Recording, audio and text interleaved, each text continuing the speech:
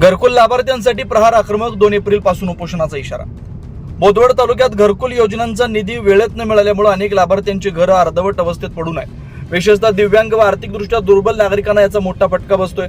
त्यांच्या राहण्याचा प्रश्न गंभीर बनलाय। या पार्श्वभूमीवर प्रहार दिव्यांग क्रांती संघटनेने आक्रमक भूमिका घेत प्रशासनाला 15 दिवसांचा अल्टिमेटम दिलाय। या कालावधीत घरकुलचा दुसरा हप्ता व थकीत अनुदान लाभार्थ्यांच्या खात्यावर जमा न झाल्यास 2 एप्रिल पासून पंचायत समिती कार्यालयासमोर बेमुदत उपोषण करण्यात येईल असा इशारा संघटनेने दिला। मोदी आवास, शबरी व रमाई घरकुल योजना अंतर्गत अनेक लाभार्थ्यांनी घरांचे काम सुरू केलंय। काहींनी जिओ टॅगिंग प्रक्रिया पूर्ण केली, मात्र निधी अभावी कामं ठप्प झाले। त्यामुळे लाभार्थ्यांमध्ये नाराजीचं वातावरण आहे।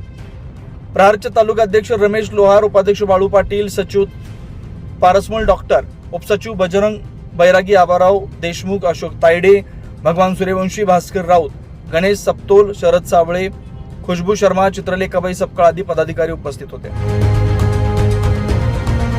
24 लाईव्ह महाराष्ट्र न्यूज करता प्रतिनिधी पंकज तायडे, बोदवड।